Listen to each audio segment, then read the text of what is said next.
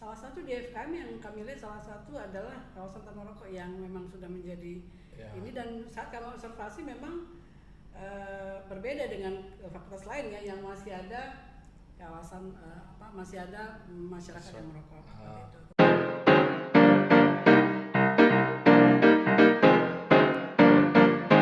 Assalamualaikum warahmatullahi wabarakatuh. Selamat datang kembali Sobat Podcast. Hari ini kita kembali di Tropico Podcast.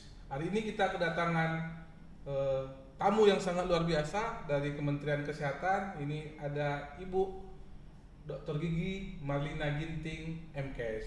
Hari ini apa kabar Bu?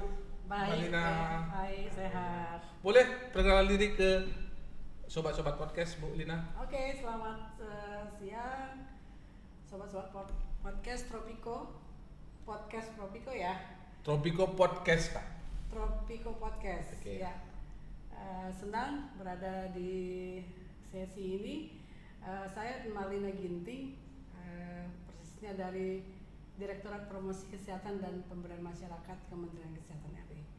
Hadir di sini dan salam kenal. Yeah. Ya Sobat Podcast, Kak Marlina ini datang dari Kementerian Kesehatan yang memang hari ini memiliki tujuan terkait kampus sehat yang ada di USU gitu ya. Boleh dijelaskan Kak, bagaimana konteks kampus sehat yang ada di USU Kak? Ya, kami dari Kementerian Kesehatan memang punya satu strategi melibatkan berbagai perguruan tinggi. Iya Kak. Karena perguruan tinggi adalah salah satu tempat yang sangat strategis menjangkau masyarakat. Ya, dalam hal ini bagaimana mereka menjaga kesehatan dan juga mencegah berbagai masalah kesehatan untuk diri dan keluarganya. Jadi kampus sehat untuk USU konteksnya adalah satu dari 6 perguruan tinggi yang menjadi satelit ya, yang diajak oleh Kementerian Kesehatan untuk nanti juga menerapkan konsep-konsep kampus sehat di perguruan tinggi yang lain yang ada di wilayah Sumatera Utara. Jadi selain USU ada perguruan tinggi yang lain, Universitas Indonesia, Gajah Mada, Universitas Airlangga, Islam Mangkurat, IPB, jadi termasuk USU.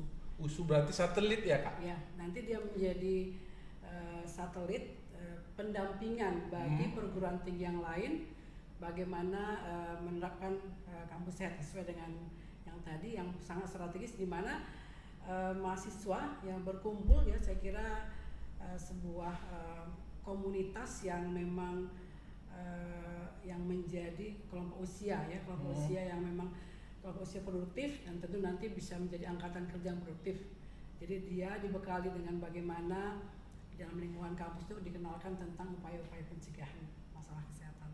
Berarti nanti USU dan 6 universitas yang lain ini menjadi leading sector gitu Kak ya, yang menjadi tempat-tempat untuk mendampingi kampus-kampus yang ada di Indonesia gitu ya Kak?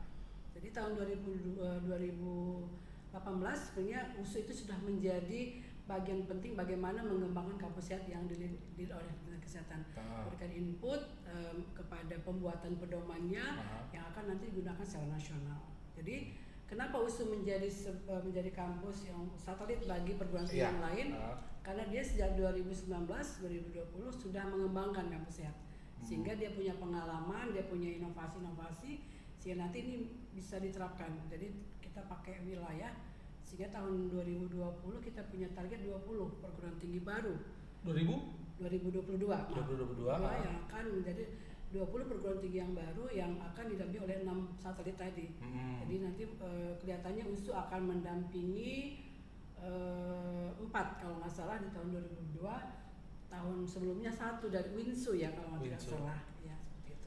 Kalau berbicara kampus sehat kan Kak, kira-kira indikator ideal dinyatakan sebagai kampus sehat seperti apa Kak? Ya, salah satu adalah zero toleransi ya, gitu ya.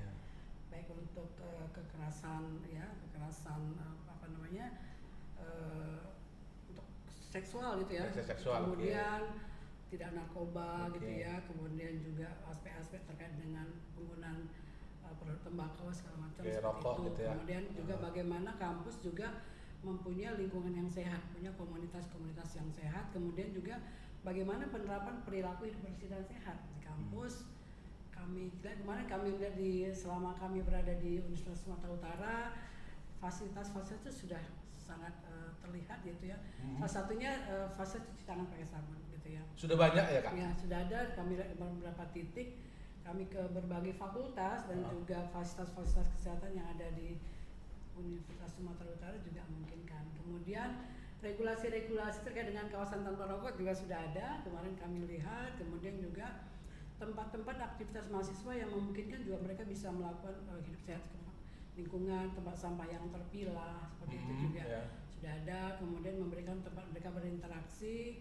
Salah satu di FKM yang kami lihat salah satu adalah kawasan tanpa rokok yang memang sudah menjadi ini, dan saat kami observasi memang berbeda dengan fakultas lain ya yang masih ada kawasan masih ada masyarakat yang merokok seperti itu. Kemudian juga bagaimana aktivitas fisik ya, itu kan sebenarnya dikenalkan karena ketika dia berada di kampus dia mendapatkan pengetahuan, keterampilan terhadap sehat. Ketika nanti dia kembali misalnya ke tempat dia beraktivitas sehari-hari, misalnya di rumah atau di keluarga, dia menjadi agen perubahan sebenarnya. Jadi itu tentu tidak bisa cepat, tapi bagaimana kampus menyediakan sarana-sarana untuk perubahan perilaku, misalnya kawasan tanpa rokok. Seperti juga aktivitas yang hari ini ada media-media bisa mengkampanyekan tentang bagaimana hidup sehat. Karena kampus sebenarnya dia komunitas yang yang homogen ya.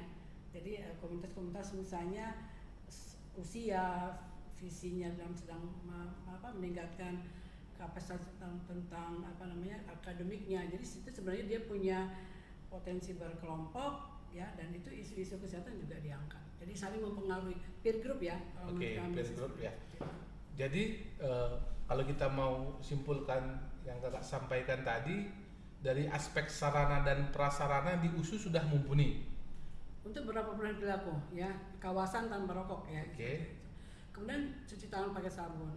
Kemudian kemarin juga kami lihat juga ada pengembangan untuk apotek hidup seperti itu ya. Seperti itu sebenarnya dan itu secara program saya kira di kampus ada ya yang terkait dengan program-program yang dikembangkan untuk komunitas di sini seperti itu. Kalau menurut Kakak penilaian secara umum nih untuk kampus sehat di USU bagaimana? Ya, kita memang sewaktu menilai kampus sehat khususnya di USU, kita memang ada beberapa kategori ya.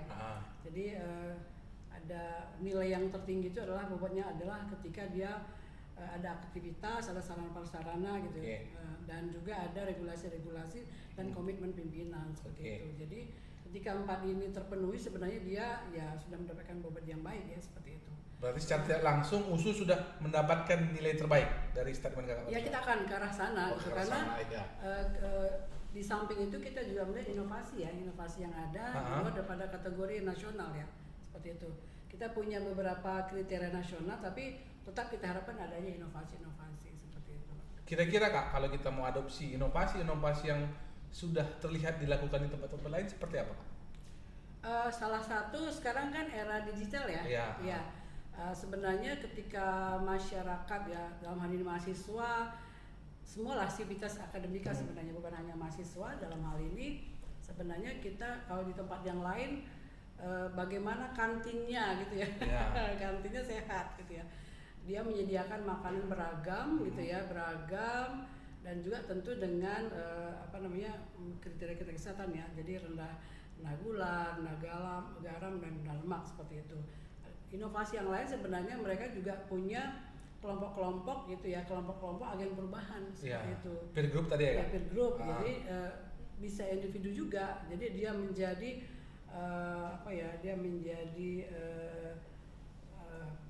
penggerak ya, penggerak atau pelopor hidup sehat ya. Saya nggak tahu, mungkin di tempat itu ada juga duta kampus, duta sehat kampus juga ada. Jadi nanti dia sebagai pembicara ya. Tadi kalau saya kan ada tamu, seperti dia bisa menjadi menjelaskan tentang program-program yang ada.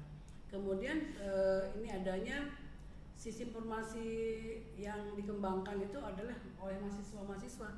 Seperti itu ya. Jadi dia membuat konten, dia membuat produk-produk media, informasi yang memang yang menyasar kepada kebiasaan-kebiasaan masyarakat di kampus seperti itu, dengan gaya bahasa yang kekinian gitu. Yang saya kira Sumatera Utara kan pasti juga ada tagline atau dialek-dialek yang memang udah biasa. Budaya lokal ya Kak? Iya, itu juga menjadi sangat di tempat-tempat lain juga menyesuaikan dengan kebiasaan sehari-hari di masyarakat sendiri. Poinnya adalah tidak hanya anak FKM yang fokus terkait inovasi terkait kesehatan tadi, harapannya seluruh anak USU juga terpapar dengan konteks-konteks kampus sehat tadi gitu iya. ya. Makanya sistem yang ada di USU sebenarnya bisa dimanfaatkan sumber yang ada gitu. Tidak FKM tapi semua, jadi kampusnya dia kampus secara keseluruhan termasuk adalah di sekitar masyarakat kampus, tidak hanya mahasiswa, tapi di luar kampus kan di sini kan juga banyak aktivis masyarakat yang kira-kira mahasiswa juga berinteraksi. Ya, jadi di luar kampus, misalnya ring satunya lah di dekat-dekat kampus ya Kak. Sumatera Utara kan juga banyak misalnya tempat-tempat yang mahasiswa juga berinteraksi. Situ juga bisa dia kampusnya juga bisa menjangkau mereka. Ada program-program yang dikenalkan kepada mereka tentang bagaimana misalnya kalau saya di sini ada kantin gitu ya, ada tempat-tempat mahasiswa berinteraksi, mungkin tempat-tempat tinggal mahasiswa yang pada umumnya juga ada yang tinggal di tempat kos seperti itu juga bisa menjadi bagian sasaran kita untuk kampus sehat. Berarti ujung-ujungnya memang seluruh mahasiswa yang ada di Indonesia, khususnya di Sumatera Utara ini memang bisa dekat dengan yang namanya kampus sehat, gitu ya Kak ya. Dengan program-program yang Kakak sampaikan tadi, baik dalam konteks pemberdayaan mahasiswanya, dalam konteks sarananya dan inovasi-inovasinya gitu. Mungkin yang terakhir Kak, kira-kira pesanlah ke sobat-sobat Tropico Podcast ke depannya terkait kampus sehat ini apa? Ya, USU kami lihat kalau tidak salah setiap angkatan baru ya, sekitar kurang lebih ribuan 8.000 orang. Kurang lebih ya. Jadi saat ini usia 18 tahun ke atas ya sampai mungkin 50-an ya, adalah kelompok-kelompok yang memang saat ini banyak terkena penyakit degeneratif. Jadi pola hidup sehat itu sebenarnya penting gitu ya, karena karena secara data kelompok ini banyak udah mengarah ke penyakit tersebut. Padahal itu bisa dicegah. Jadi harapan kami kepada mahasiswa dan seluruh sivitas akademik sebenarnya di Sumatera Utara, pola hidup sehat sebenarnya yang menjadi kekuatan kita ya, karena setelah selesai kuliah, setelah tamat menjadi angkatan kerja yang juga tetap produktif seperti itu. Jadi poinnya adalah pola hidup kita harus optimalkan gitu ya, gaya hidup sehat menjadi fokus utama kita, sesuai dengan tagline di Tropico Podcast ini Kak. Oh gitu. Ada tagline-nya nih, ada yang namanya kesehatan investasi, pola hidup sehat prestasi, sesuai dengan tujuan yang Kakak sampaikan di harapannya tadi, yang harapannya nanti mereka sudah tamat tetap sehat dan tetap produktif. Sama berarti ya. Terima kasih banyak ya Kak atas waktunya sudah datang. Boleh Kak kita sama-sama mengucapkan jargon kita tadi biar adik-adik podcast di rumah lebih semangat nih bahwa semua kita harus bisa fokus dan kedepannya bisa produktif. Oke Kak, 1, 2, 3, kesehatan investasi, pola hidup sehat prestasi. Oke Sobat Podcast, terima kasih. Assalamualaikum warahmatullahi wabarakatuh.